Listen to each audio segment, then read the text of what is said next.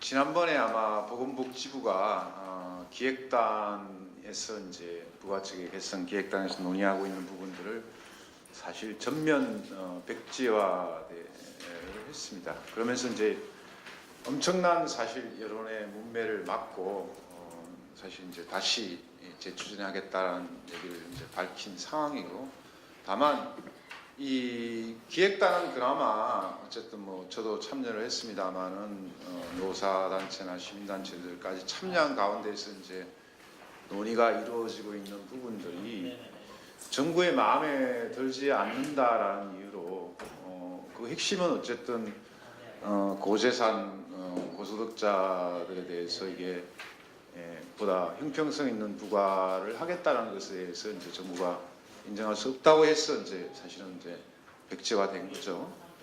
그랬을 때 지금 현재 정부가 하겠다는 건 정부하고 여당만 짜가지고 이제 안을 내겠다는 것이기 때문에 기존에 지금 논의된 부분보다도 훨씬 더 후퇴된 안이 나올 가능성이 높다라고 이제 판단이 됩니다.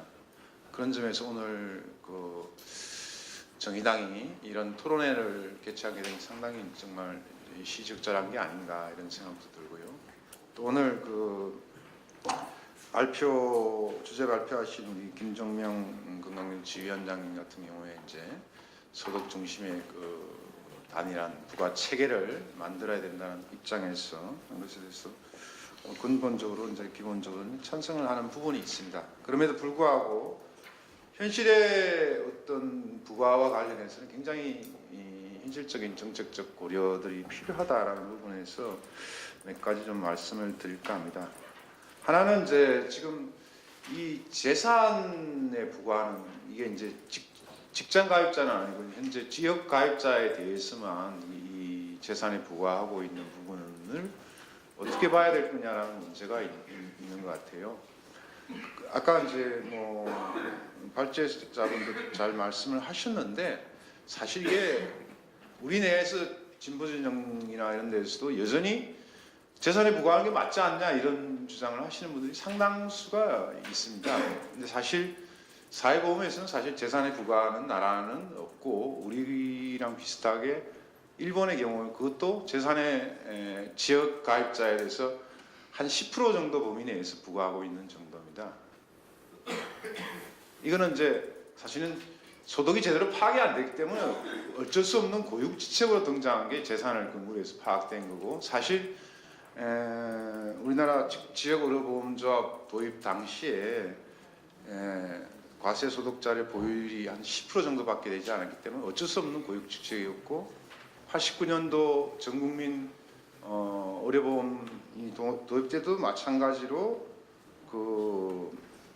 한 27% 정도 수준밖에 되지 않았기 때문에 어쩔 수 없는 그런 부분이었다고 생각이 됩니다. 근데 지금 보면은 이제 연년이 하면서 이제 그 과세소득 자료 보유율이 높아지고 지금 한 80% 정도까지 이제 높아졌다라고 얘기를 하고 있습니다. 근데 오히려 지역가입자 재산 그 부과 비율 같은 경우에는 98년 당시에는 27%밖에 이 재산 그 보험료 비중이 그밖에 안 됐는데 지금은 47.2% 오히려 재산 보험료 비중이 더 높아졌다는 게 소득에 대한 파악률이 높아지면 소득에 대한 보험료가 더 늘어나고 재산 보험료는 줄어들어야 되는데 이 거꾸로 되버린 더 역진적인 거에 됐다는 게 이제 가장 큰 문제점이 아닌가 이런 생각이 듭니다. 그래서 이제 대표적으로 송파세 이런 사건도 생겼고 이렇기 때문에 지금은 이제 이 건강보험이 지역과 직장을 통합한 단일한 건강보험공단이 된 체계 하에서는 당연히 지역과 직장을 포괄하는 단일한 부가체계, 소득 중심의 단일한 부가체계를 가는 것이 바람직하다 이렇게 생각합니다.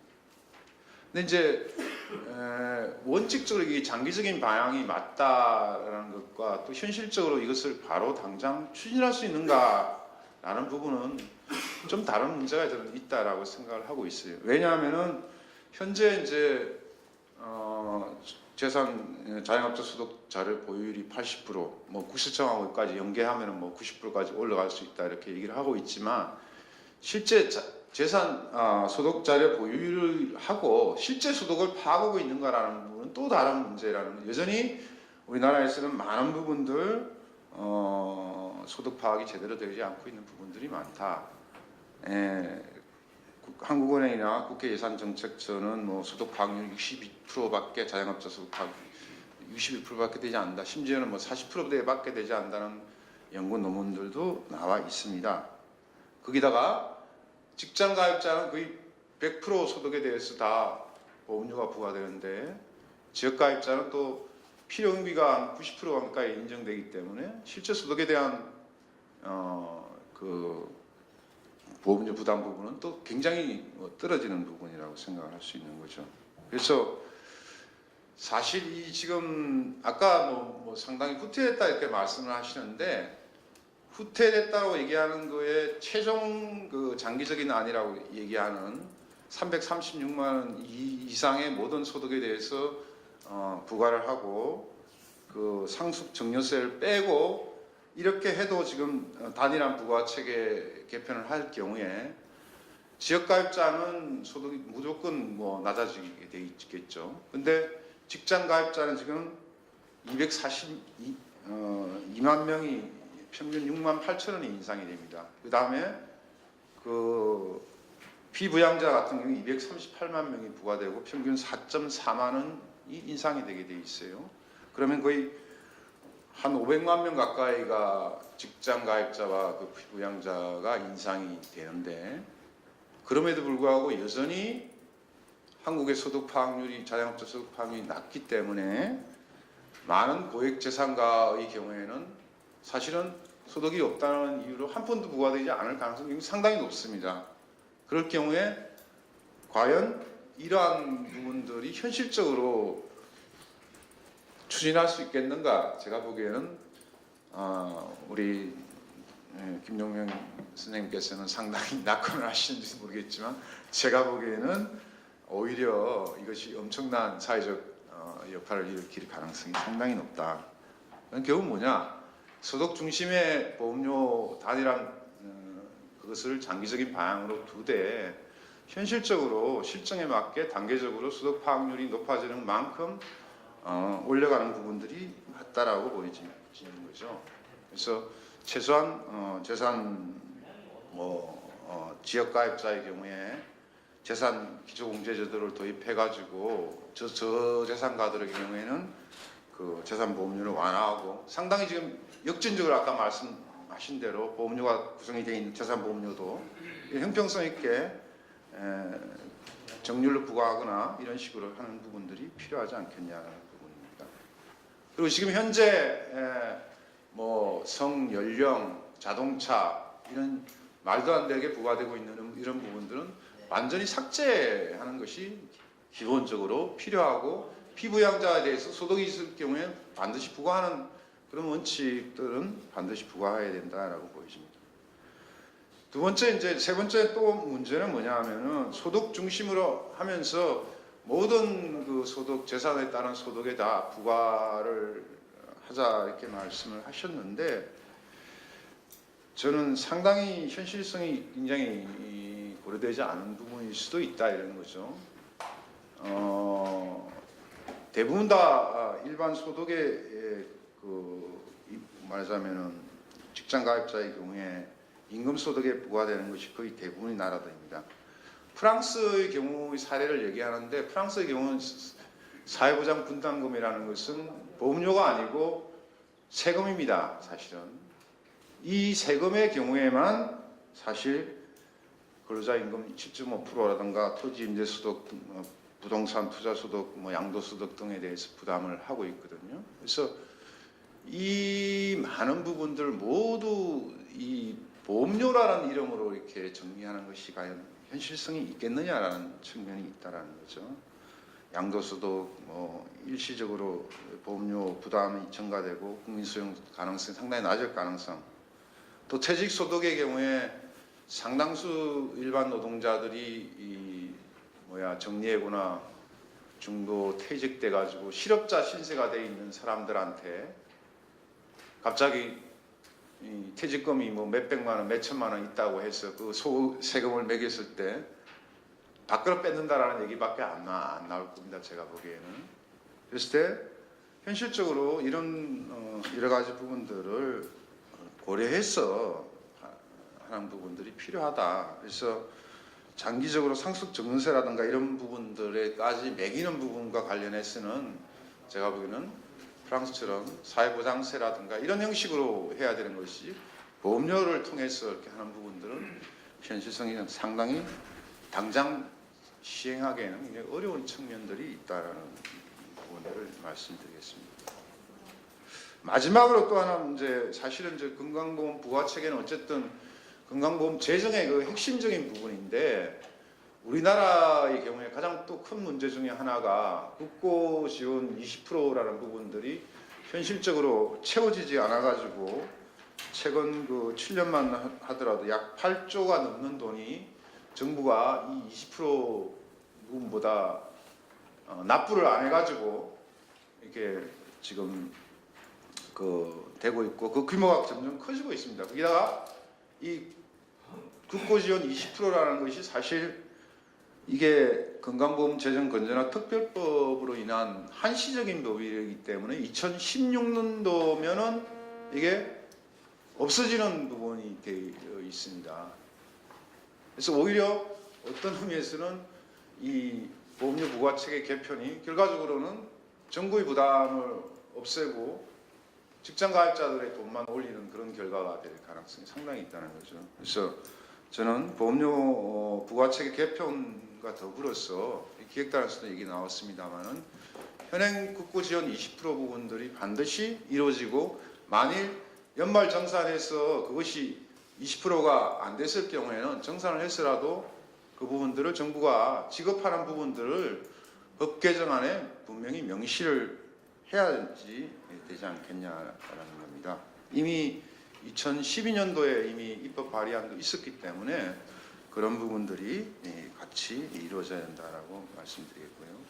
그래서 지금 현재 그 정부 여당이 결국 백지화시켰던 핵심은 고소득 고재산자의 소득 보험료 분담을 가능한 한 낮추고 정부의 어떤 부담 부분들을 낮추기 위한 여러 가지 술수가 제출될 가능성이 높기 때문에 이런 부분들에 대해서 면밀히 그거 하는 안들이 반드시 개정안들에 포함되길 바라면서 토론을 마치겠습니다. 수고하셨습니다.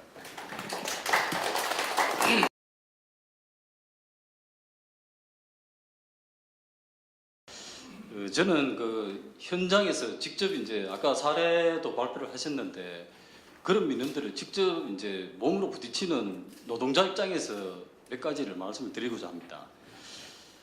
그 한 2년 동안에 뭐 홍보라든지 뭐 부가체계 개편의 필요성에 대해서는 뭐 그 이전부터 계속 그 논의는 되어 왔습니다. 되어 왔는데 사실상 이제 저희들이 현장에서 느끼고 보는 거는 가장 심각한 문제가 부가자료를 그러니까 건강보험공단에서 쓰고 있는 자료 그러니까 국세청의 소득 자료라든지 재산 자료라든지 이런 게 건강보험공단에서 생산하는 자료가 아닙니다. 소득 자료는 국세청으로부터 자료 연결을 통해서 받는 거고요.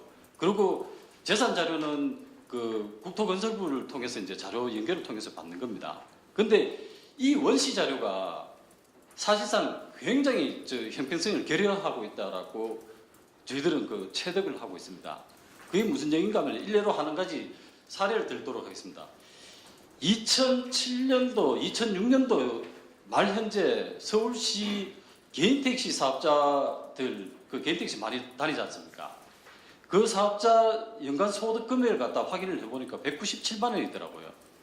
근데 쭉 이제 그 발제하시는 분도 말씀하셨고 또 김태현 그 연구위원님도 말씀하셨지만은 이게 이제 카드 사용이라든지 아니면은 현금 영수증 뭐 요즘 택시 타도 전부 다 카드 뭐 끊는 분들이 많지 않습니까? 국세청에 자료는 다 있습니다. 근데 2013년도 말 현재 그 서울시 개인 택시 사업자 그 연간 소득은 180만 원 오히려 낮아졌어요. 그게 현장에서는 어떻게 그 민원화되는가 하면은 나의 소득을 조사할 수 있는 우리나라의 유일한 기관인 구세청에서 내 소득을 연간 180만 원이니까 월 15만 원입니다. 월 15만 원 그 조사를 해갔는데 왜 이 건강보험료로 10만 원을 내라고 하느냐? 나는 그러면 5만 원 가지고 먹고 살아라는 얘기냐? 이거거든요. 그 아까 24쪽에 보시면은 그 발제하시는 분이 이제 지역가입자 재산 수준별 세대수 현황이라고 이 쭉 나와 있는데 이것도 지금 3억 초과, 6억 초과라고 되어 있지만 이거는 현장에서 거래되고 있는 시세를 반영한 게 아닙니다. 자료 연계 시에 그 연계되는 자료 기준입니다. 그러니까 뭐 통계적으로는 보면은 발표하는 게 이제 주택 그 자료 같은 경우에는 현 시가의 한 70% 정도 반영을 하고 있다라고 얘기를 합니다. 근데 저희들 현장에서 느끼는 거는 그보다 훨씬 낮다는 얘기입니다. 그래서 지금 현 제도 안에서 한 가지를 예를 더 든다면요. 연금소득 아까 저기 사례를 통해서도 말씀하셨지만 연금소득이 발생이 되면은 자영업자 소득하고 100% 이거 적용을 안 합니다. 20%만 연금소득은 20%만 적용을 합니다. 무슨 얘기인가 하면은 자영업자 소득이 최소한도 그 연금소득은 연금소득 받는 금액이 그대로 다 연계되는 거 아닙니까? 근데 자영업자 소득 같은 경우는 아까 뭐 김태현 그 연구위원도 말씀하셨지만은 이게 제대로 관리가 안 되다 보니까 소득 자료 자체를 가지고 이거를 현실의 소득이라고 보기가 상당히 힘들 정도로 그 낮게 책정을 하는 것 같아요. 그래서 제가 구세청 관계자하고 한번 면담을 해봤습니다. 면담을 해보니까 구세청에서는 이 소득 파악에 투입할 인력과 물적 장비가 없다. 그거 할 시간에 법인세라든지 뭐 이런 그 큰 금액 그 잡는 게 맞다라고 하기 때문에 지금 면세 사업장이 500만 원 이하거든요. 아마 뭐 국회에 계시는 분들 보면은 여의도 식당 같은데 뭐 지하 식당에 조그만하게 운영하는 식당 가보시면은 그분들 아마 거의 다 면세 사업장일 겁니다. 그런 현실들이 부가 원시 자료 자체가 뭐 속된 말로 하면은 개판인 부분이 전혀 언급되지 않은 채 이 부가자료 형평성을 논한다는 것은 사실상 이게 소득 중심으로 하든 뭘 어떤 체제로 바꾸든지 간에 문제는 제2의 문제는 또다시 도래를 하게 됩니다. 그리고 또 한 가지 말씀드릴 거는 자료집에 43쪽에 보시면은요. 연도별 의료 보장 현황이라고 되어 있습니다. 여기 보시면은 의료급여는 그야말로 이제 국가에서 의료에 대해서는 급여를 해주는 사람들입니다. 이분들은 건강보험료를 안 냅니다. 이분들 수치가 보면은 계속 떨어집니다. 지금 이제 이 정부가 이제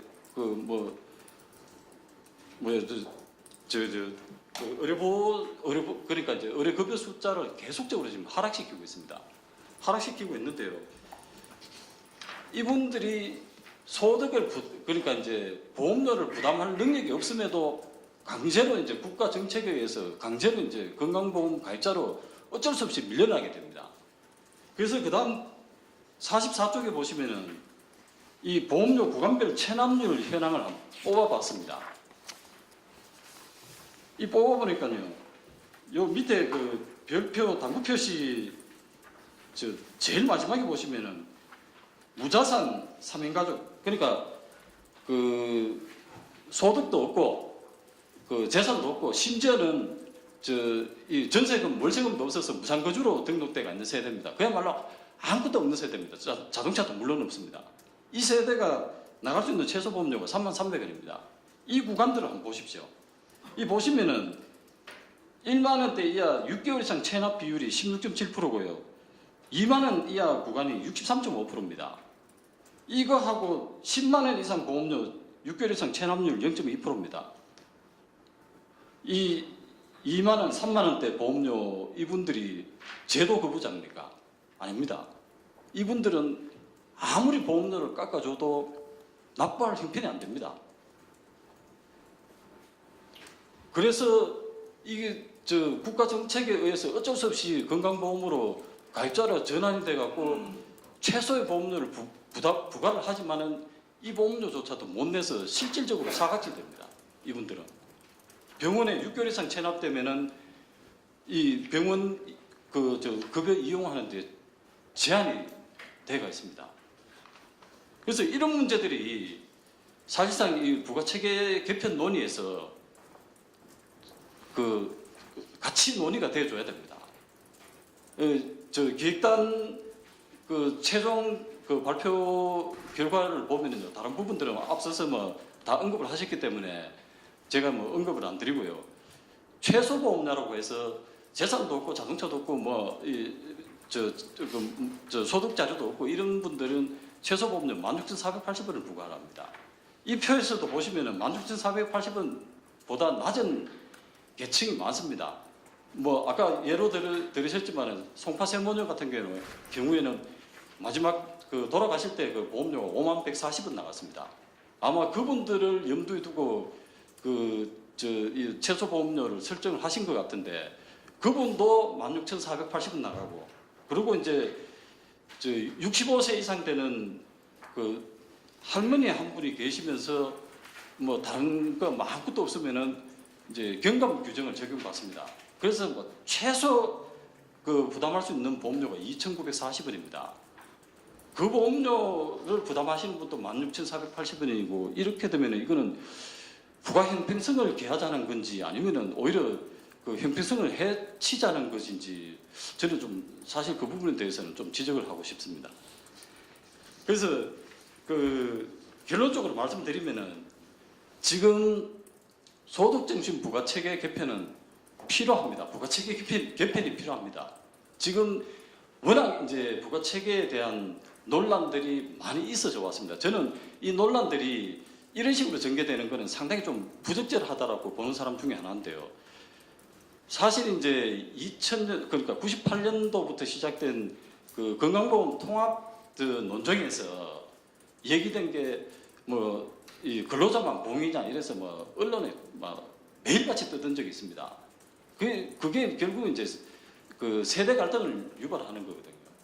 건강보험 부가체계 개편이 이렇게 논의가 장기간 지속이 되면 될수록 결국 이제 이 근로소득자만 봉이냐는 얘기가 또 재발할 가능성이 상당히 높다라고 봅니다. 그래서 저는 일단은 작년 연말에 아마 이제 김종대 이사장이 퇴임을 하면서 송파세모녀는 51,140원 납부를 해야 되는데 나는 퇴임하면은 이제 보험료가 제로가 된다.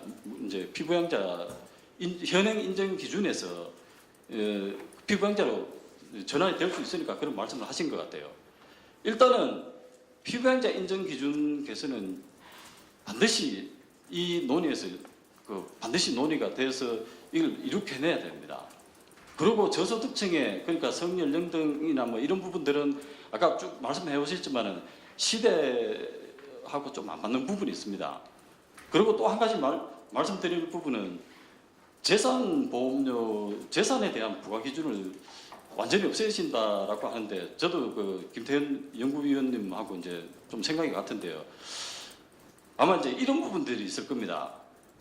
지금 임대소득 그러니까 이제 조세 행정이 굉장히 공평하다는 가정하에서는 그 논리가 맞습니다. 왜냐하면은 재산이 바닥에 있으면은 임대소득이 반드시 발생이 되게 되어 있습니다. 근데 지금 우리나라 현실은 안 그렇습니다. 임대소득자 대부분 누락이 되어 있습니다. 누락이 되어 있고 아까 대리점 연합회에서 나오신 분을 갖다가 다시 이제 제가 예를 들겠습니다. 5층 건물에 아무 소득 활동을 하지 않는 집주인은 재산 보험료를 삭제를 해버리면 보험료 제로 됩니다. 근데 이분 같은 경우에는 임대소득자로 등록이 되면 사업소득이 발생이 됩니다. 얼마든지 간에 발생이 됩니다. 발생이 되면은 이분은 왕창 물게 됩니다. 그러면 이분이 가만히 있겠습니까?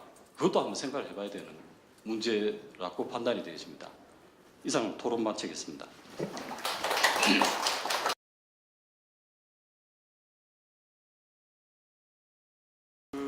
건강보험료 부가체계 개편과 관련된 사회적 논쟁과 현 상황에 관련해서 좀 우려되는 부분을 중심으로 이제 몇 가지 먼저 말씀드리겠습니다. 그러니까 건강보험료 부가체계 개편이라는 게 과연 무엇이냐, 무엇을 위한 것인가, 구조적인 문제와 목적 의식 부분에 관해서 현재 기획단이나 정부 여당에서 생각하고 있는 부분은 굉장히 위험스러운 부분들을 내포하고 있다고 저희는 판단하고 있습니다. 무슨 얘기냐면 건강보험 재정을 부담하는 것은 가입자들만이 아닙니다. 가입자가 있고 직장 가입자의 사용자, 즉 기업이 있고요. 정부라는 3자의 주체가 재정 부담의 축으로 설계되어 있습니다. 그래서 이 3개의 주체라는 측면에서 종합적으로 접근해야 될 그런 문제인 것입니다. 가입자 상호 간의 보험료 배분 형평성을 제고하는 것은 중요한 문제 맞습니다. 그렇지만 이에 국한되는 부가체계 개선 방안이면은 굉장히 위험한 접근 방식일 수도 있다라고 저희는 판단하고 있습니다. 여기에 이제 더 심각한 부분이 뭐냐면 우리나라의 인구 구조 변화의 추계 전망인데 현재 지금 제도 프레임의 근로소득자를 중심으로 한 직장가입자가 이제 가령 의료급여 재정이나 국고지원 부분을 뺀 나머지에서 보면 건강보험의 재정의 80%를 지금 차지하고 있어요. 근데 인구 구조가 지금 바뀌어서 계속적으로 바뀌어서 경제활동 인구가 지금 줄고 있어요. 그리고 노년 인구는 상대적으로 또 늘고 있습니다. 그러니까 이걸 부양비라고 보통 노년 부양비라고 우리가 표현하고 있는데 2060년 정도까지 가면은 노년 부양비가 80%까지 육박한다는 거죠. 지금 현재 올해가 18.1%라는데 80%까지 육박한다는 그 추계가 어느 정도 추세를 반영하는 객관적인 거라고 한다면 근로소득자들의 비중은 심각하게 떨어질 거라고 추정해야 될 겁니다.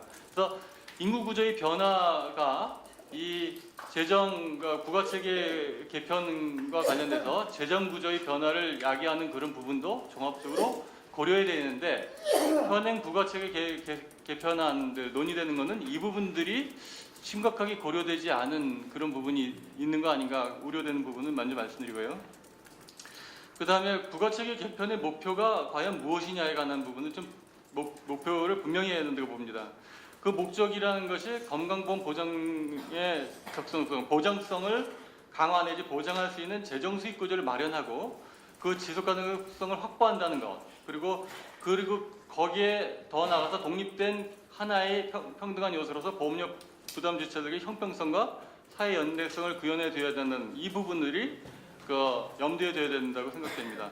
그래서 생애 주기적인 관점에서 우리가 청장년 시기에 근로활동을 하고 은퇴해서 노년기에 지역가입자, 그러니까 직장가입자하고 지역가입자라는 구분은 사실은 생애주기적 관점에서 보면은 한 몸이나 다름없는 갈등 구조적인 그런 것이 전혀 아니라는 부분이 이제 먼저 고려되어야 됩니다. 근데 지금 현재의 논의 구조는 굉장히 갈등 구조적인 논의로 진행되는 것 역시 굉장히 우려스럽다고 저희는 판단하고 있습니다.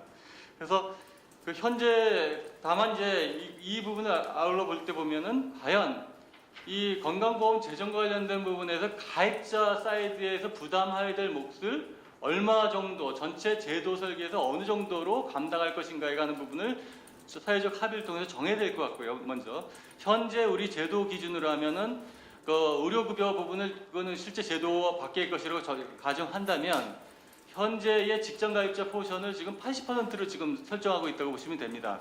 그런데 이 부분에 관한 부분이 앞으로도 근로소득자가 축소되는 그 와중에서 이 상태로 만약에 바꿀 때는 어떻게 감당할 수 있을 것인가에 관한 총량적인 부분은 부족한 부분은 누가 메울 것인가에 관한 부분이 당연히 수반되어야 됩니다. 그거 바로 국고 부담입니다. 그러니까 조세가 이 부족된 부분들을 메꿔주는 구조를 건강보험 부가체계 개편에 있어서는 조세 개편도 같이 연동돼서 논의하지 않으면 굉장히 심각한 문제가 발생할 수 있죠. 그래서 건정시 건강재정 건전 특별조치법이 이제 일몰제로 2016년 폐지가 되면 우리가 심각하게 고려할 게 20% 국고 지원에 관한 근거 규정이 소멸하게 됩니다.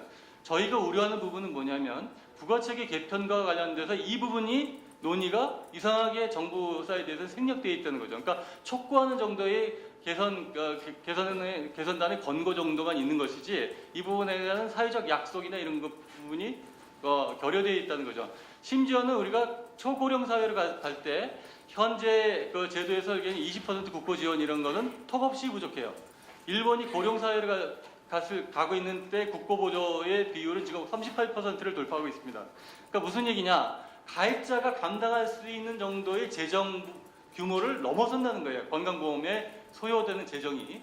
그렇기 때문에 가입자끼리 이렇게 이러쿵저러쿵 하면서 선안에서 터드락거리는 정도의 수준으로 이 건강보험의 재정 문제, 부가체계 문제를 접근해서는 굉장히 곤란하다는 부분이 있는 거죠. 또 하나의 문제가 있는 게 뭐냐면 그 현재의 우리 한국 사회의 총 소득 대비 기업 소득과 노동 소득의 배분 비율들이 점점 악화돼서 기업 소득은 증가하는데 가계 소득, 근로 소득을 중심으로 가계 소득은 점차 지속적으로 약화된다는 그 부분들을 고려할 것 같습니다. 그러니까 기업이 부담 부분에 관한 여력이 사회적 여력이 많은데 사실은 가입자 부담분이 너무 5대5라는 단순하게 설정된 그 부분으로만 너무 제한되어 있는 부분. 그래서 부담 능력에 따른 보험료 부담이라는 관점에서 볼 때 기업자 부담, 사용자 부담 부분을 어떻게 합리적으로 점진적으로 증대시킬 것인가에 관한 문제도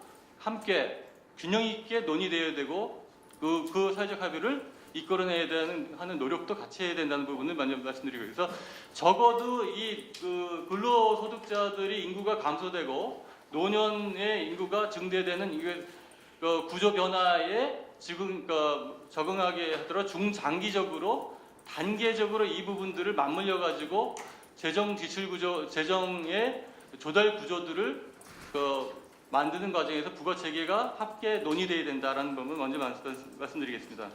그래서 현재 부가체계 개편 과정이 정부 주도의 특정 전문가 집단의 연구 성과물에 갇혀가지고 그에 국한돼가지고 정부 여당의 밀실적인 이런 식의 논의로 된다는 건 굉장히 위험하다고 저희는 판단하고 있고 노사정 국회 시민사회를 막는 민주적인 투명한 절차적 과정을 거쳐서 이런 부분들이 도출돼야 된다고 저희는 판단하고 있습니다. 구체적으로 보면은 건보 부가체계 개편의 필요성 관련돼서는 우리 발제자인 김정근 선생님의 문제의식, 가입자 간의 부담의 형평성에 관련된 현재 발생한 지역가입자 내부의 심각한 문제들이 발생하는 것은 그건 그 누구도 부정하지 못하고 있는 게 사실이고요. 그와 관련돼서 단시일 내에 개선돼야 될 과제가 있고 중장기적으로 개선될 과제가 이제 있다고 판단하고 있습니다.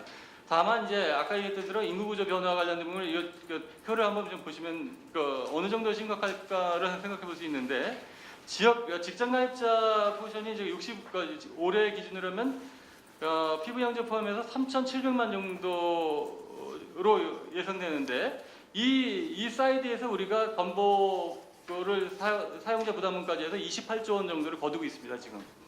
그런데 이게 2060년 정도 육박하면은 얼마나 줄냐면 2,690만 정도로 줄니까 그리고 거꾸로 노년은 그만큼 거꾸로 늘어납니다 지금. 그래서 제가 단순 계산해 보니까 지금 현재 1,400만의 직장 가입자들이 보험료를 건강보험료를 납부하는데 그쪽의 인구가 아무리 많아야 1,000만을 넘지 않게 되는 구조가 될 것 같아요. 이게 추계는 객관적으로 좀 더 구체적으로 뽑아봐야 되는데 이 인구 추계와 관련돼서 직장 가입자 부담의 인구수가 급격하게 줄게 된다는 부분들이 굉장히 심각한 독립된 요소로 건강보험 부가체계 개편에 같이 반영이 되어야 되는 걸 말씀드리는 겁니다. 그래서 이 부분에 관련돼서 결국은 아까 얘기했던 국고 지원이라는 부분에 관한 것들을 같이 연동되고 기업 부담 부분을 강화하는 것들에 관한 너무나 당연하고도 이 통계적 분석 접근을 통해서도 이 두 가지가 반드시 해결되어야 된다는 것이 먼저 말씀드리는 부분이고요. 그 다음에 노후소득 체계의 노후소득 보장 체계가 어떻게 바뀌는지도 건강보험 부가체계 개편 관련해서 함께 고려된다고 저희는 생각하는데, 무슨 얘기냐면 국민연금과 기초연금 물론 여기 저열하게 짝이 없죠. 지금 사실 너무 낮은 수준의 급여이기 때문에 뭐라고 할 수 없을 수 있는 수준이겠지만 2040년 정도가 되면 노인 인구의 50 내지 60% 정도가 평가 기준으로 한 100만 원 정도의 연금 소득을 개인연금 포함해서 한 100만 원 정도는 실현할 것으로 예상됩니다. 그래서 특수직역 연금까지 포함하게 되면 노년에 있어서도 현금 소득들이 일반적으로 발생하는 그런 시대가 도래될 가능성이 있죠. 그러니까 시대적 변화, 인구 구조 변화와 이 노후소득 보장 체계가 변화하는 것들을 맞물려서 건강보험 부가 체계에 있어서 소득 단일 부가 체계를 가느냐, 아니면 현재와 같은 재산 기준을 매칭해서 지역가입자간에 매칭해서 할 것이냐에 관한 부분의 논의는 신축적으로 적용할 수 있는 것이 아닌가 하는 게 저의 의견입니다.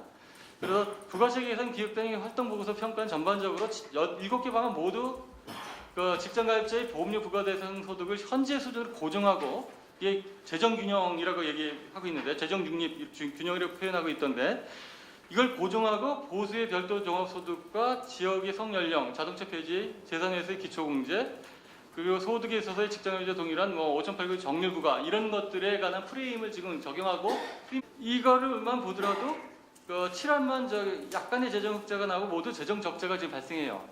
그런데 이거는 근로소득자가 줄지 않은 가정을 하는 거거든요. 근로소득자가 줄어요. 무조건 줄게 돼 있습니다. 이 부분에 관한 갭에 관해서는 아무 논의가 없어요. 여기는. 그런 건강보험 재정은 무조건 파탄이 날 수밖에 없습니다. 그래서 이 부분에 관한 것들 7개의 모든 계산안들이 너무나 부족한 계산 방안이다라고 저희는 평가하고 있습니다.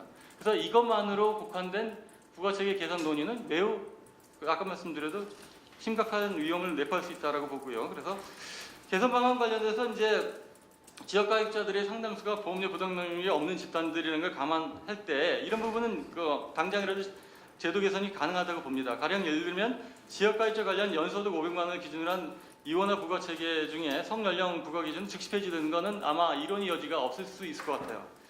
그 다음에 500만 원의 소득자들 중에서 합리적 기준을 좀 설정해서 중장기적으로 보험료 전액 국고 지원으로 이제 전환되는 것들, 이런 제도적 방향에 관해서도 그 누구도 그렇게 반대하지는 않을 것 같습니다. 근데 단기적으로 그걸 전부 다 폐지하느냐에 관한 문제는 아까 다른 토론자 선생님들이 말씀하신 그런 부분들도 고려해야 되는 거거든요. 그러니까 자영자의 소득 파악 관련된 부분이 현재 과표 자료나 이 부분들이 일부 매우 미미한 수준에 불과한 부분들이 분명히 있고, 자산을 갖고 있는 임대소득자들의 중에 4% 정도밖에 과표 자료가 없는 그 현실들도 감안해야 하기 때문에 이런 부분들에 관해서 또 같이 한번 봐야 되는 거고 보이고요. 그래서 재산 기준에 관련된 부분, 가령 예를 들면 이제 이 데이터들을 3억이다 뭐다 하는 거면 3억은 현재 시가를 기준으로 하면 3분의 1 이하로 다운사이징하는 금액입니다. 그러니까 계산을 하면요. 그거에 오히려 3배를 곱하면 그 실제 재산이 9억 이상 된다는 걸 알 수 있습니다. 그러니까 이 부분도 과연 합리적인지 아닌지, 그 부분도 현재의 재산 정도, 부담 능력이 정도를 감안해가지고 논의될 그런 필요가 있다고 보고요. 그래서 소득 단일 부가 체계가 정의로운 것이냐, 꼭 정의로운 것이냐 아니냐에 관한 문제는 우리가 조세 제도와 맞물려서 좀 고려해야 될 부분이 있다고 봅니다. 가령 예를 들면 우리나라에 다른 나라에 비해서 조세 재정 수입에서 재산세 비중이 너무나 적은 나라예요. 거의 미미한 수준으로 없는 수준인데, 만약에 우리나라가 다른 OECD 일반 국가들의 수준처럼 재산세 비중을 강화할 수 있다면, 그걸 통해서 건강보험의 재정에 조달할 수 있는 일반 조세의 여유분을 확보할 수 있다면, 가령 예를 들면 이 부분에 관한 재산 부과에 관한 부분들을 혁신적으로 접근할 수 있는 계기가 마련될 수도 있다고 보여집니다. 그런데 이 부분을 떼어놓고, 일반 조세 부분을 떼어놓고 건강보험만 가지고 재산 기준은 불합리하다 뭐하다 이런 부분을 지금 쉽게 논의하기는 어렵지 않겠냐라는 걸 먼저 말씀드리겠습니다. 그리고 마지막으로 볼 때 보험료 이런 전제에서 보면은 이런 부분은 있을 것 같아요. 부가대상 소득은 당위론적인 접근이 있지만 직장이나 지역 모두 모든 소득으로 단일화돼야 되는 것은 이성적인 겁니다. 그리고 그렇게 가야 된다고 우리는 그 방향성을 그렇게 잡을 수밖에 없죠. 그런데 단기적으로 보면은 이런 부분이 있어요. 우리가 지역과 직장이 통합할 때 98년, 99년에 사회적 통합의 역사성이나 이런 부분들을 무시할 수가 없는 그런 부분이 맥락이 있습니다. 무슨 얘기냐면 그 당시에도 그 근로소득 소위 직장 가입자들이 보험료 재정 부담이 실은 그 70% 이상 된다. 70%가 그때 제가 넘었었던 걸 기억하고 있는데 인구 구성은 5대5였는데 재정 부담은 70%가 넘었던 그 현실을 반영해서 직장 가입자의 피부양자들 변칙적인 여러 가지 제도들이 부산물로 지금 남았고 그래서 그 부분에 관해서도 지금도 우리 김태형 국장님이나 이런 분들이 지금 말씀하시는 게 과거의 사회적 맥락을 지금 말씀하시는 거예요.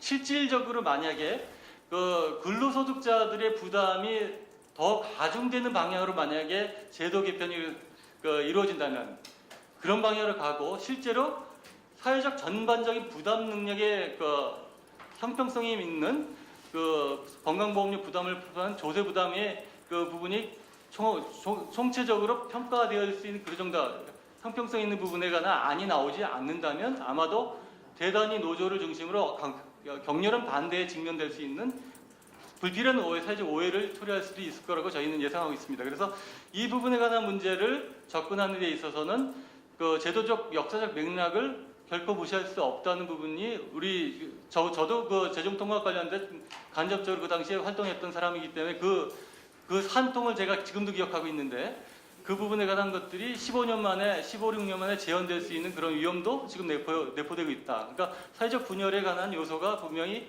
여긴 폭발적인 요소가 내재되어 있는 부분이라는 것들을 좀 먼저 말씀드리고요. 그래서 점진적인 방안들이 그러니까 모든 것이 한 번에 쏟아져 가지고 정리될 수 있는 방안은 사실상 현실적으로 실현 불가능하다고 생각되고 점진적인 접근 방식이 있어야 될 텐데 그래서 그 부분에 관한 것들을 특히 직장가입자 피부양자의 문제도 사실은 원래는 불법입니다. 지금 현재 소득이 있는 피부양자가 지역가입자를 가지 않고 있는 것 자체는 현행법상으로도 원래 예정되는 거 아닌데 시행령에서 멋대로 피부양자의 기준을 4천만 원이면 임의로 정한 거예요. 그거를 뭐라고 정부는 주장하고 있냐면 그게 사회적 합의라고 얘기하고 있는 겁니다. 법률엔 그렇게 예정되어 있는 건 아닌데도 지난 10수년이 이 직장가입자 피부양자 문제로 이렇게 흘러온 거예요. 그러면 이 부분을 뒤집을 것인가 뒤집을 수 있는 사회적 여건이 이제 형성되고 있는데 이 부분도 단시일에 곧바로 이게 전면 폐지로 될 수 있을 것이냐에 관한 문제도 혁명적 접근을 할 거냐 단계적 접근을 할 것이냐에 관한 부분도 깊이 생각해야 될 그런 부분으로 좀 판단되고요. 그래서 전반적으로 가입자 상호 간에 관한 그 형평성을 제고한다. 특히 지역 가입자 관련 부분의 논의는 저희는 기본적으로 다 옳다고 생각하는데 소득 단일 부가체계 현재와 같은 수준 상황에서 소득 단일 부가체계를 즉시 시행하는 것은 굉장히 곤란한 부분이 있을 것이다라는 부분을 말씀드리겠습니다. 이상입니다.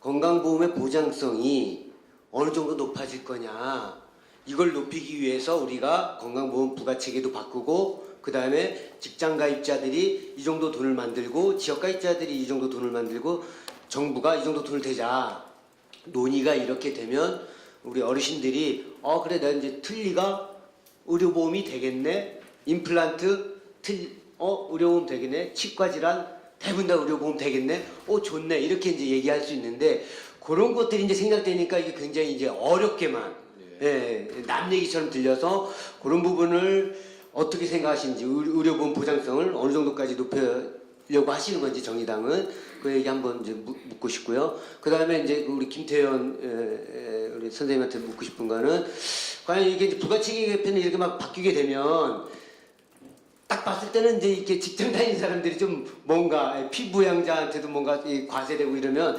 직장 가입자들의 가족이라든가 직장 가입자들이 좀 뭔가 손해 날 것 같은 느낌이 버뜩 드는데 과연 이게 이제 그 노동조합에 계신 분들의 전체 의견들이 어쨌든 소득으로 간다는 거에 동의하고 계신 건지 아니면 우리 김태현 선생님 개인의 의견으로 그렇게 가야 된다고 생각하시는 거죠? 이거 우리나라 인구 문제에서 제일 중요한 문제거든요. 베이비 부머 세대가 노인 시대로 지금 진입하는 과정에 있기 때문에 지금 현재의 이 의료보험 제도라든가 이것이 앞으로 그 노인이 더 많아졌을 때 어떻게 갈 것이냐 이것에 대해서는 정말 우리가 고민을 안 했던 것 같은데 이 고민을 제시를 해 주셨어요. 그런데 이것에 대해서 정말 어떤 대책이 세울 수 있어요. 예를 들면 무조건 소득 외에 그러니까 소득으로 가는 것이 과연 지금 이제 부가체계 형평성을 대폭 제고시키는 게 맞느냐는 거에 대해서 전적으로 공감을 하지만 그게 그럼 100% 완전한 거냐라는 거죠. 그러니까 이제 그런 문제를 김태현 선생님이나 이찬 선생님도 말씀을 해주신 것 같은데 그건 당연히 완전하지가 않죠. 왜냐하면 지금 이제 조세 자체에서의 문제들이 있는 거기 때문에 그렇습니다. 그럼에도 불구하고 소득 중심으로 가는 것이 맞다라는 거죠. 그러니까 이제 어떤 잣대를 기준으로 건강보험료를 부담을 시킬 거냐라는 문제인 겁니다. 그러니까 이제 이찬진 변호사님 같은 경우는 이제 국고지원 문제라든지 기업주 부담 문제 얘기했지만 뭐 전적으로 저도 역시도 공감을 합니다. 근데 이제 그것 때문에 지금 현재 부가체계 개편되는 논의가 이게 의미가 퇴색되지는 않는다라는 거죠. 그거하고는 무관하게 부가 문제는 남는 겁니다. 예를 들면 사업주가 더 60% 혹은 70%를 부담할 수 있는 거고요. 국고지원을 어찌됐든 뭐 다른 증세를 통해서 재원을 확충을 해서 30% 부담할 수 있고 국고지원율을 40%로 올릴 수 있는 겁니다. 그렇더라도 국민들이 내는 건강보험료의 문제에 대해서 형평성 문제는 여전히 남는 겁니다. 그래서 이제 그거하고는 다른 별개의 문제로 이거는 전적으로 형평성 문제인 거고 국민들이 납부하는 건강보험료는 과연 어떤 기준으로 하는 것이 바람직할 것인가에 대한 논의라는 거죠. 근데 이제 문제는 그거죠. 이제 그럼 소득 파악의 문제인 건데 그게 항상 자영업자의 문제로 제기가 되는데 우리가 이제 흔히 이제 잘못 오해하고 있는 측면들이 있는 것 같습니다. 그러니까 자영업자라고 하는 거는 개인 사업자를 얘기합니다. 법인 사업을 하지 않고 법인으로 등록하면 회사를 차리는 거죠. 이건 이제 개인 사업자들은 자영업자들은 회사를 차리는 것이 아니고 개인 사업으로 해가지고 하는 건데 실제 개인 사업자의 소득 파악이 잘 안 되고 있는 건 사실입니다. 그러니까 대체적으로는 사실 이렇게 고소득자들이 문제가 되는 거고요. 고소득 자영업자는 자영업자라고 하더라도 개인 사업자가 다 지역 가입자가 아니라는 거죠. 거기에서도 상위 고소득층 1인 이상을 고용하고 있는 측은 다 직장 가입자의 문제인 겁니다. 그래서 자영업자들의 소득 파악 문제, 소득 탈루 문제에 대해서는 지역 가입자의 문제라기보다는 물론 지역 가입자도 문제가 있죠.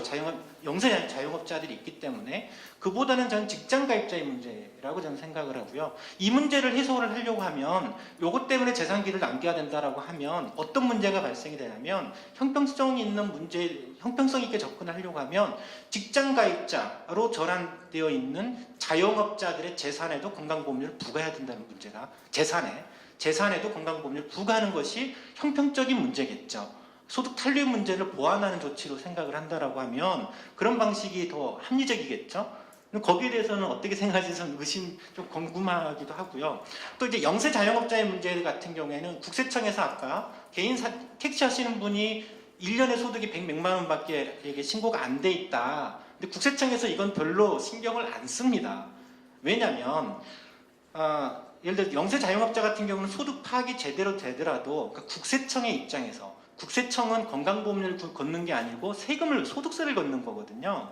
소득을 파악을 해봐야 연 매출이 몇천만 원 안 되는 경우에는 세금을 거둘 수가 없습니다.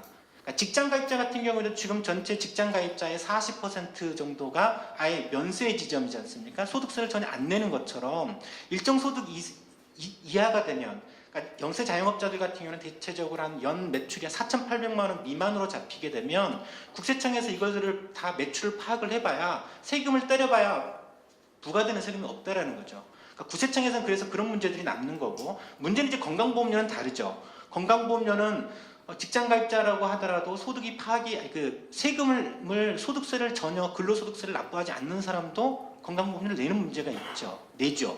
정률에 부과하기 때문에. 근데 자영업자들, 특히 이제 지역가입자로 있는 영세 자영업자들 같은 경우에는 국세청에서는 소득이 100만 원, 200만 원 연간 잡히지 않더라도 소득은 당연히 있겠죠.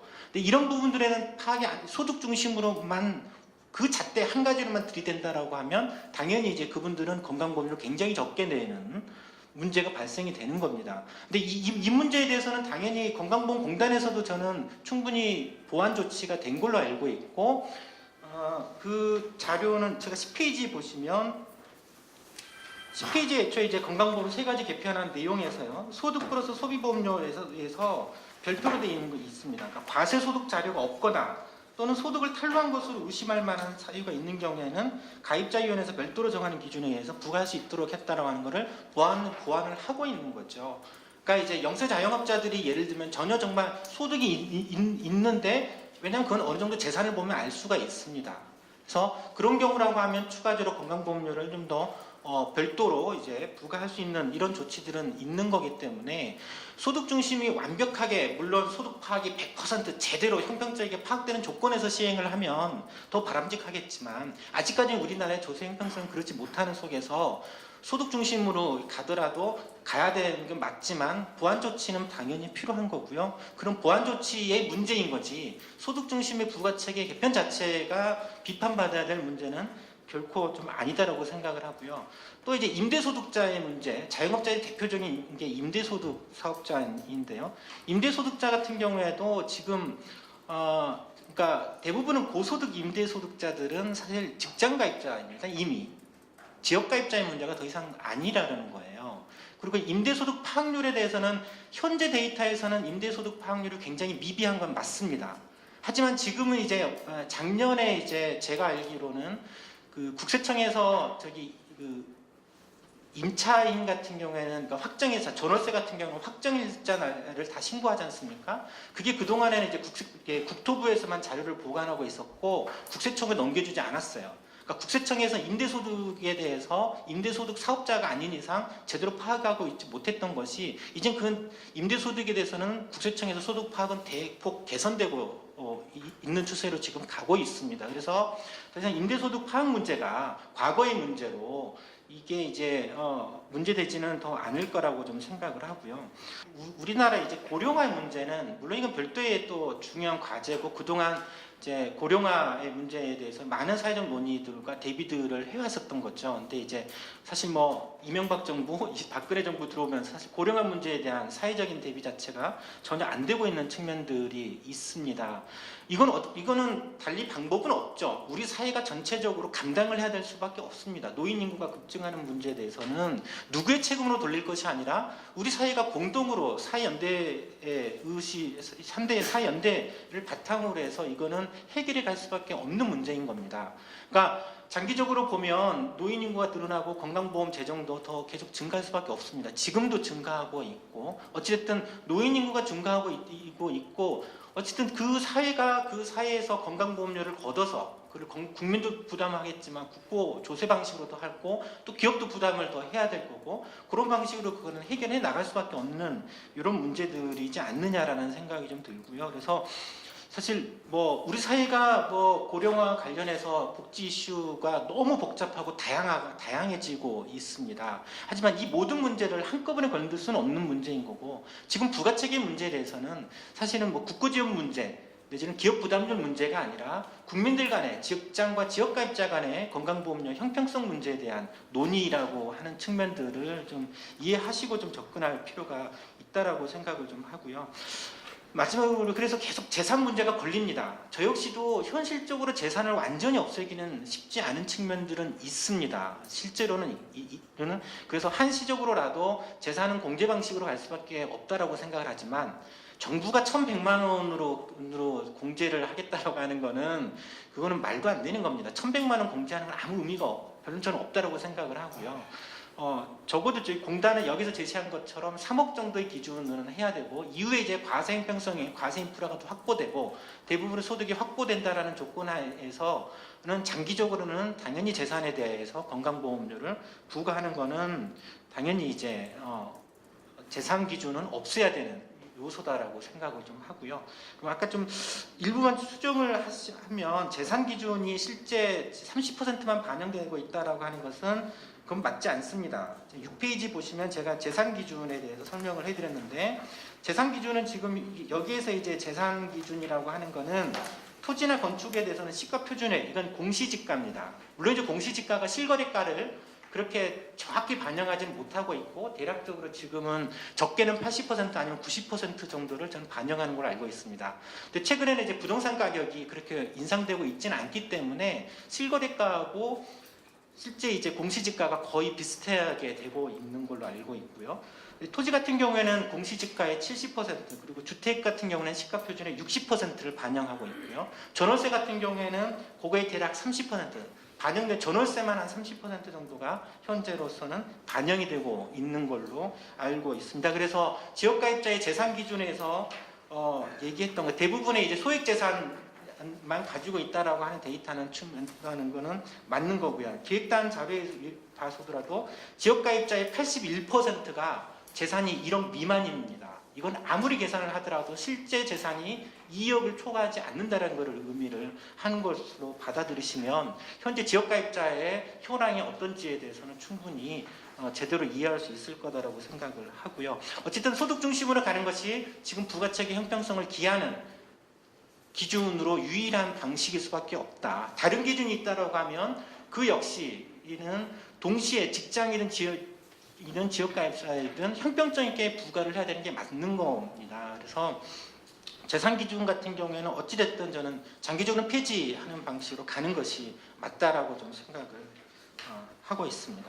그리고 아까 이제 여기서는 이제 부가책임 문제이기 때문에 사실 보장성 문제 같은 경우는 그렇지는 문제가 다뤄지지는 않아서 좀 이해하시는데 어르신분들이 좀 어려울 수는 있는데 사실 이제 건강보험 보장이 더 확대되어야죠. 확대되고 그러면 어르신들 주로 그 의료비의 대부분은 사실 노인 의료비가 지출합니다. 이렇게 이제 현재도 이제 노인 인구 비중이 전체 인구의 12%에 불과하지만 건강보험 재정의 35%를 쓰고 있습니다. 향후 한 10년 정도 지나면 노인 인구 비중이 거의 20% 가까이 이를 가능성이 크고 그러면 거의 건강보험 재정의 한 절반은 노인분들이 어르신분들이 좀 지출을 할 거라는 생각을 하고요. 이거는 결국에는 우리 사회가 해결해야 될 부양해야 될 문제라고 생각을 하고 이 건강보험료 부가체계가 어느 정도 형평성 있게 개선돼야만이 사실 우리 건강보험 제도가 한 단계 앞에 나아갈 수가 있습니다. 지금 상황 속에서는 사실 대부분 증세에 대해서 거부감이 있듯이 그 형평성 때문에 거부감이 있는 거지 그 자체를 거부하지는 않습니다. 우리가 건강보험 보장을 확대하려고 한다고 하면 지금부터 건강보험료를 사실 더 내야 되는 게 맞습니다. 대략 한 30% 정도 더 낸다라고 하면 사실 사보험에 들 필요 없이 건강보험 하나로 대부분의 의료비를 해결할 수가 있는 거거든요. 거기에 가기 위해서라도 사실 부가체계 개편 문제는 시급합니다. 이게 되지 않은 속에서 소득이 없는데도 건강보험료가 10몇만 원씩 내고 있는데 누가 건강보험료를 더 내라고 한다라고 하면 누가 이거를 반겨하겠습니까? 이거는 있을 수 없는 일이기 때문에 부가체계 개편 문제는 반드시 우리 사회가 해결하고 넘어가야 될 과제라고 생각합니다. 이상입니다. 예. 그 일본이나 OECD 중에는 그렇게 그 고령화가 이렇게 급작스럽게 되는 나라고 그 일본을 만약에 비교를 한다면 일본의 경우에 보니까 재정 부담이 지속적으로 증가되는 그 자료는 저도 좀 봤습니다.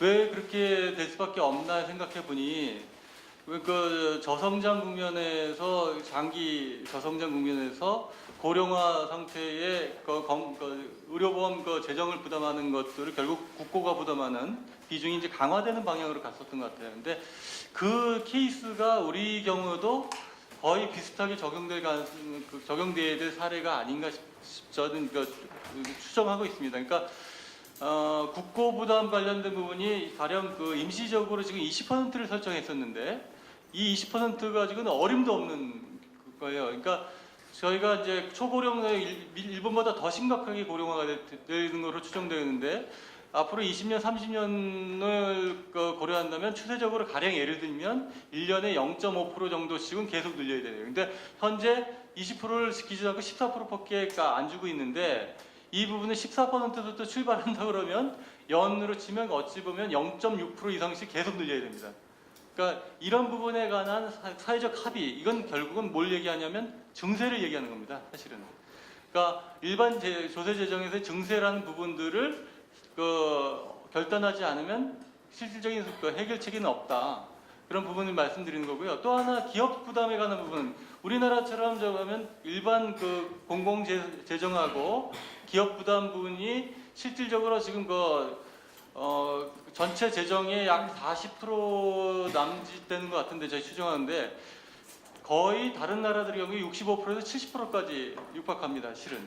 그러니까 이 부분의 이형 경로를 어떻게 잡아갈 것인가에 관한 문제예요. 고령 사회에 우리가 맞닥뜨리는 사회적 대책이라는 부분은 결국 그 부분에 관한 부분은 어떻게 합의를 이끌고 그 부분을 관찰해 나갈 것인가에 관한 문제인 것 같고요. 그리고 마지막으로 우리 발자재 선생님과 관련된 부분은 이런 부분입니다. 그러니까 제가 헌법재판을 4차례 헌법재판을 했었습니다. 재정통합 관련된 헌법재판 위헌심판 사건을 제가 헌재에서 4번을 했는데 이 부분이에요. 직장가입자와 지역가입자의 보험료 부담의 형평성에 관한 평등권 침해냐 아니에 관한 논쟁이었는데 2001년에 판결했던 거와 2004년 그리고 2009년, 2012년에 헌재 4번의 판결이 있었습니다.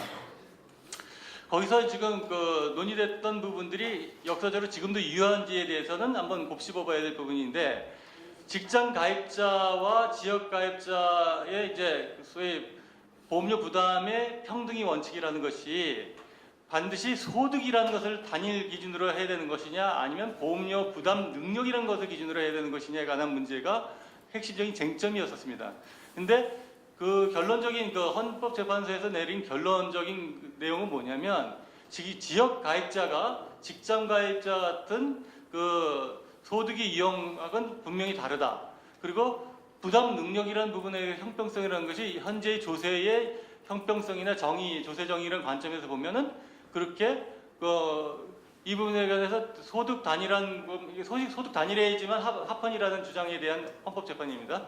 그 부분에 대해서 부담 능력이라는 것이 재산이나 이런 부분을 참작한다 하더라도 결국은 전체적 부담 능력의 형평성이라는 측면에서는 헌법에 위반되지 않는다는 게 계속 결론을 그렇게 낸 겁니다. 근데 이 부분에 관한 헌법재판소의 결론이 과연 독단적인 그런 것이냐 아니면 현실 우리 사회의 건강보험 부과 체계에 관련된 우리 사회의 실력을 반영하는 것이냐에 관한 문제는 곱씹어볼 문제라고 저희는 생각하고 있습니다. 다만 방향성에 관해서는 우리 발자재 선생님이나 지금 논의되고 있는 그런 부분에 관해서는 옳다는 건 먼저 말씀드리겠습니다. 직장 가입자로 현재 상태에서는 직장 가입자 보험료 부과 체계가 훨씬 더 유리합니다. 싸다는 얘기죠. 근데 이제 제가 아까 기획단에 여러 가지 개선 방안이 있음에도 불구하고 최소 보험료만 굳이 언급을 한 이유가 지금 현재 이제 당정협의체가 운영이 되고 있습니다. 그 부분 보면은 당정협의체에서 무슨 논의가 있었는지는 한 번도 들은 적이 없을 겁니다. 근데 아마 저소득층에 대한 감면만 하고 고소득층에 대한 어떤 피부양자 인정제도 개선이라든지 이런 부분들은 아마 취하지 않을 거라는 느낌이 듭니다. 왜냐하면은 연금소득자 같은 경우에 연금소득자 지금 공무원 연금 평균 연금 수급 금액이 260만 원 정도 됩니다. 월. 근데 이분들 지금 뭘 하려고 하고 있습니까? 박근혜 정부에서. 이 연금 개혁을 하자고 하는데 여기에다가 피부양자 인정제도 개선을 해갖고 두 가지 짐을 갖다가 한꺼번에 앉지는 않을 겁니다. 그래서 아마 고소득자에는 개선을 안 하고 저소득층에 대해서만 아마 하려고 하지 않겠느냐 하는 제 추측입니다만은. 그래서 만약에 이제 그렇게 시행이 됐을 경우에 지역가입자, 그러니까 이제 지역가입자에서 1인 이상 고용을 했다라고 해서 이제 직장가입자로 전환해서 낮은 보험료를 부담하다가 지역가입자가 이제 상대적으로 보험료가 낮게 되면 또 엑소더스가 이루어집니다. 이런 식으로 채용했던 사람 해서라도 이쪽으로 넘어갑니다. 지금 현장에서 벌어지고 있는 일들은 상당히 좀 이해하기 힘든 측면이 상당히 많습니다. 부부간에 고용 계약서를 들고 와서 30만 원 월급을 받으니까 여기에 직장 가입자로 인정을 해달라고 합니다. 법적으로 거부할 명분은 없습니다. 이런 현상이 다시 빚어지지 않으리라는 그 보장이 없습니다. 저는 그렇게 보고요. 아까 한 가지 그 사무총장님 말씀하셨던 그 부분을 한 가지 좀 첨언을 해드리면은 2002년도에 전체 국민들이 총 부담했던, 그러니까 국고지원금을 제외하고 총 그 부담했던 국민들이 보험료로 부담했던 금액이 한 10조가 조금 넘습니다. 2013년도에 35조만 넘어갔습니다. 근데 2002년도에 비해서 보장성, 아까 말씀하셨는데 보장성 어떻게 됐습니까? 오히려 병원 가면은 본인이 부담하는 비용은 더 상승했습니다. 그 통계치도 나와 있지 않습니까? 작년 같은 기준에서 62.5%입니다. 그게 총 그 병원비가 100원이 나왔다면은 62원 50전은 건강보험에서 부담을 하고 공보험에서 부담을 하고 나머지 38원 정도를 갖다 본인이 또 본인 부담금을 내야 된다는 얘기거든요. 그러면은 3.5배를 10년 정도 지났는데 3.5배를 그 국민들이 뭐 이제 거기에는 또 여러 가지 변수가 있겠습니다만은 뭐 가입자 수가 뭐 왕창 늘어났다든지, 근데 뭐 아시다시피 그 지금 저출산 때문에 지금 고민하는 나라가 우리나라 아닙니까? 근데도 지금 3.5배가 국민들이 총 부담하는 보험료가 늘어났음에도 불구하고 왜 이런 현상이 빚어지는지에 대해서 정치권이나 시민사회단체나 이거 좀 고민 좀 해야 됩니다. 여러분 잘 아시다시피 국회는 거대 두 개의 정당이 있습니다. 100석이 넘는. 근데 저희는 이제 5명이 있는 작은 정당인데요. 저희가 사실은 국회 내에서 입법 발의를 하고 이럴 때 꼭 관철시켜야 되는 목표와 방향을 가지고 할 때도 있고, 또 어떤 경우에서는 지금 같이 어떤 안을 정부가 마련하고 있을 때 그 안에 대한 최소한 좀 더 현재보다 더 나은 방향으로 가기 위해서는 그보다 더 센 얘기를 경우에 따라서 또 해줘야 될 때가 있습니다. 그런 여러 가지 부분들이 함께 있다는 말씀을 드리고요. 오늘 나오신 여러 좋은 의견들은 저희가 이 체계 개선하는 안에 이후 더 보완해서 고민하겠다는 말씀을 드리겠습니다. 특히 오늘 추운 시간에 우리 노년위원회 위원장님, 부위원장님 또 많은 어르신들께서 함께 해주셔서 너무 감사드리고요. 오늘 발제자, 토론자 여러분 모두 수고 많으셨습니다. 이상 건강보험료 부가체계 개편 토론 모두 마치겠습니다. 수고하셨습니다. 감사합니다.